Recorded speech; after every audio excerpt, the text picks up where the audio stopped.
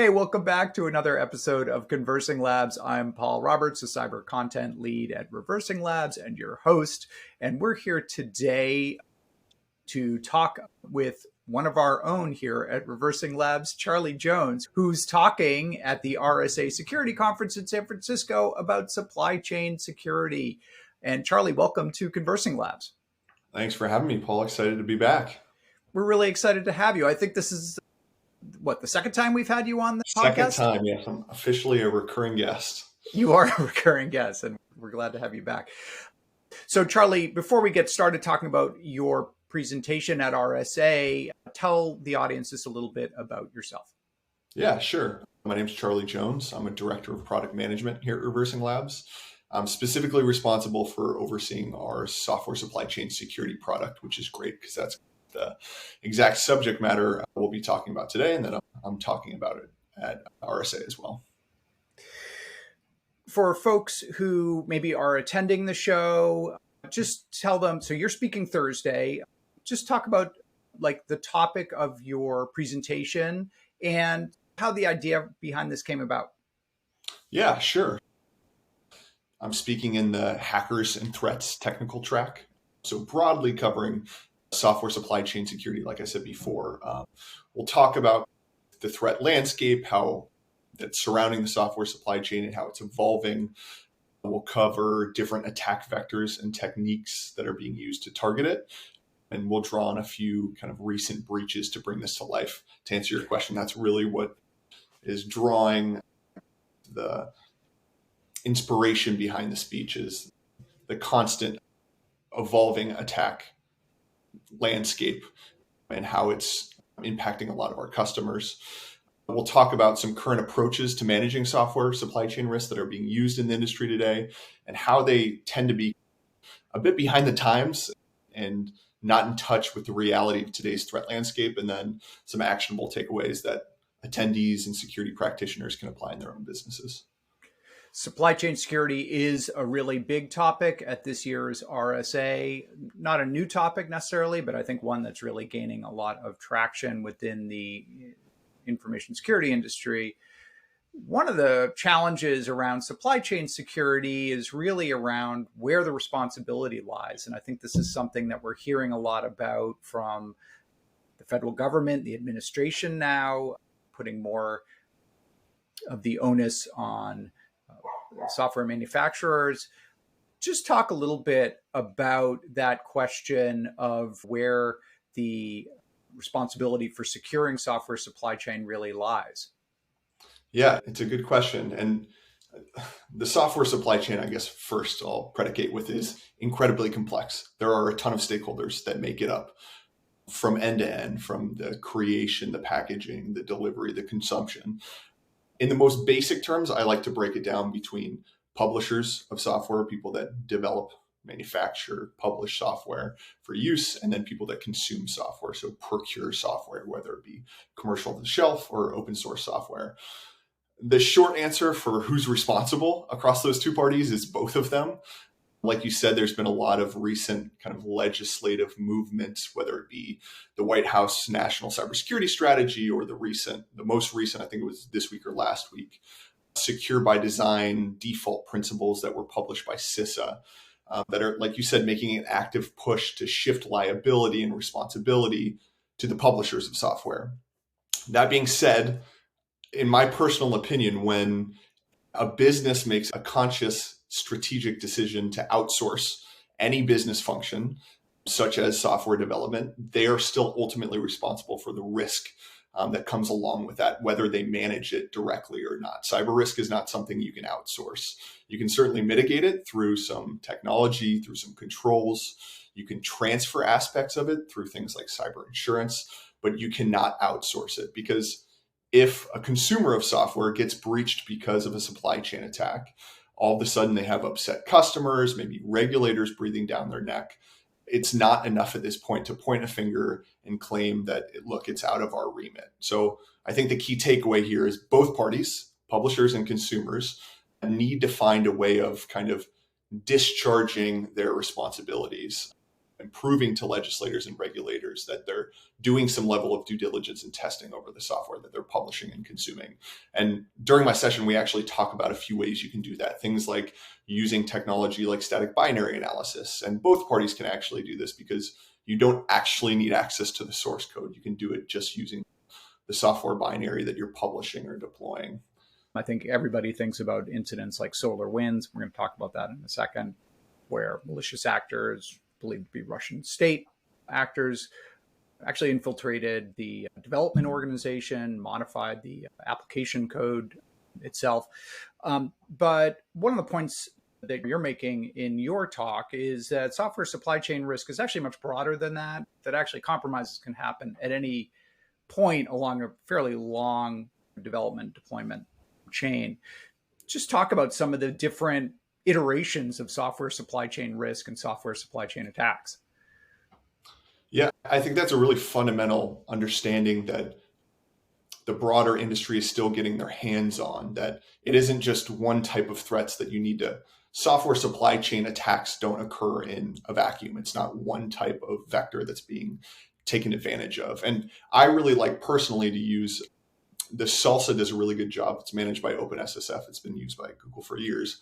But what I like about SALSA is they have this kind of threat model to help demonstrate the breadth of attack techniques that are at the fingertips of malicious actors to use. And you have everything from the simple vulnerability in a commonly leveraged open source component or dependency, like Log4Shell, the vulnerability that's used in Log4j. You also have things like unintentionally exposed secrets, which provide an initial point of entry into a network. So that's exactly what happened in the CodeCov attack, for example, where an authentication key was left in a Docker image unintentionally. Then you have things that specific attacks that are targeting the open source ecosystem, things like dependency confusion attacks, where malicious actors are essentially creating malicious packages that are masquerading as legitimate ones by misspelling them slightly or changing the version number of the most recent version that's out. And then you have everything on the other end of the spectrum, which is those very sophisticated attacks like you talked about, like SolarWinds, where they're not taking advantage of anything we talked about already. It's not taking advantage of known CVEs. It's not using known malware. It's very novel and obfuscated or hidden using obfuscation techniques. But instead, they're focusing on compromising things like the build infrastructure and inserting malware before digital signatures actually occur. The impact of all this is malicious actors have options, and they're using different techniques that are applied at different stages of the software development lifecycle. So when we're trying to prevent these attacks, there's no single bullet that's going to stop you. Companies really need a robust program that can detect against this litany of attacks that could occur. Otherwise, they're going to leave themselves open to risk. That said, a lot of the focus in conversations about software supply chain security is often around vulnerabilities and preventing vulnerabilities in code or secure development lifecycle stuff. Obviously, for good reason, we don't want software to get out there that has exploitable vulnerabilities in it. But that kind of, in some ways, overlooks a lot of the risks that's just inherent in the way software is developed these days. Could you just talk a little bit about what we're missing in focusing so intently on finding and patching vulnerabilities? Yeah, we've definitely found that there's certainly a disconnect between this, like you said, hyper focus that exists on the detection, the response, the mitigation of vulnerabilities in software with the actual threats that we see being taken advantage of and specifically targeted in the threat landscape. In reality, we're seeing different attack types. A lot of the ones that we talked about before, the taking advantage of known secrets or known sensitive information that can be used to further attack paths, tampering with software and digital signatures, compromising build environments, and so on. All those attack types we talked about before. I think the key takeaway here is focusing on vulnerabilities simply in itself isn't enough. And it actually tends to not be that effective. There was this really interesting research study that Ponemon Institute put out. It was around essentially the state of vulnerability management in DevSecOps. And what they found was that 50% of vulnerabilities never actually make it out of the backlog in the first place. So drowning yourself in kind of vulnerability detection won't actually end up solving your problems. I think the key action that people need to take away from either my session or just more generally is that we need to reallocate some of the effort and resources to focus on maybe higher risk items in DevSecOps. So packages that are known to be malicious, that are a much better indicator that your environment has been compromised, rather than a vulnerability that may be unproven in nature. Or if you are still focused on vulnerabilities, and that still should be a big part of your program, look at or prioritize those vulnerabilities to those that are more impactful, things that like vulnerabilities that are exploitable or are mandated by CISA, for example, to fix. And there's various resources out there to do that. Things like the CISA KEV catalog, the known exploited vulnerabilities catalog, can be helpful in deploying those prioritization mechanisms. So what is some advice that you have for security practitioners? And security practitioners could work within software development organizations, or are actually on the end user side, on the customer side, to address some of these supply chain risks, apart from the work that they're already doing to address more kind of traditional IT risks. What are thoughts that you have or recommendations you have? Yeah, we touched base on this in my session, and I say there are always the basic things that are covered by every security framework in existence of our modern society, right? It's the questionnaires for consumers, like you said, the questionnaire-based third-party assessment where you're going to assess the risk of doing business with a software supplier. And there's things like peer code review for developers. I try to focus on some of those more impactful activities that can be really driven through technology and automation. So the first thing I like to say is make sure you're verifying the third-party and open source components in the software that you're either producing or you're consuming. And the main way of doing that is through the generation of an SBOM. But beyond just understanding, yes, I know the components which are within my software, going a step further and making sure they're actually coming from a trusted source, and making sure that the components that you actually intend to use, so you can avoid these types of attacks like typo squatting attacks, for example.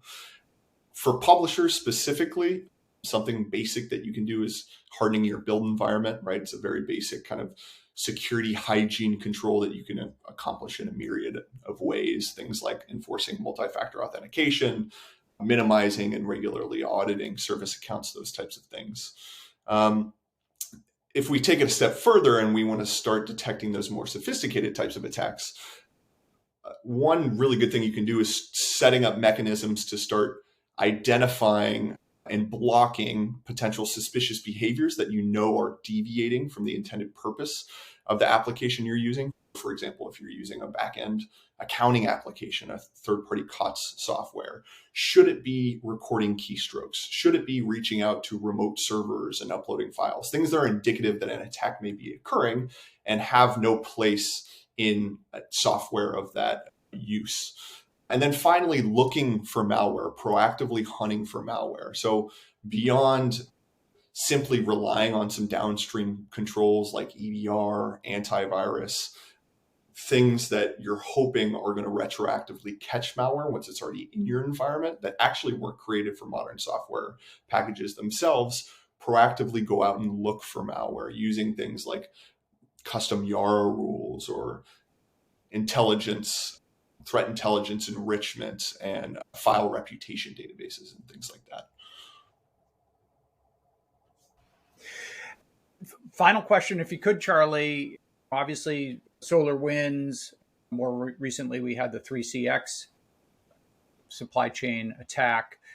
For consumers of some of these software and services, these supply chain risks can seem very amorphous and beyond their control. But are there things that the end user, the customer, can do to insulate themselves a little bit from a software supplier who may have been compromised but doesn't know it yet? Yeah, I think the constant attacks are just, once again, a reminder that third-party software is not something you can inherently trust, right? It does present a risk. And you are largely limited on the consumer side because you can't really perform any invasive testing, either because the supplier won't let you or because of the way that contracts are naturally structured for software suppliers. They don't include things like the right to audit. So you have to ask yourself, what actually can you do in the absence of that ability to perform due diligence or audit a supplier? And so there are technologies out there, like we've talked about, static binary analysis. As long as you have the commercial off-the-shelf binary that you're deploying in your environment, you can gain insight into the risk that presents. You can do things like generate your own SBOMs. You can do things like look for vulnerabilities, hunt for malware, identify tampering, and many other things. So it's all about, are there opportunities for you to shed your dependencies from your suppliers and equip yourself with the tooling that you need to independently validate that software? So there's certainly options out there for consumers. It's just about understanding what's going to be most beneficial for you and what ability you have to execute those. Charlie, is there anything I didn't ask you that I should have asked you or that you wanted to say? No. If you're around RSA on Thursday morning, feel free to come to my speech. I'd love to pick your brain and ask questions from the industry. We learn from each other. Excited to be here and excited to be at RSA. Indeed. And we will definitely include a link to your presentation when we post this as well. But Charlie Jones, thanks so much for coming on and speaking to us on ConversingLabs. It's been great to have you back on. Thanks, Paul. Looking forward to next time. Yep.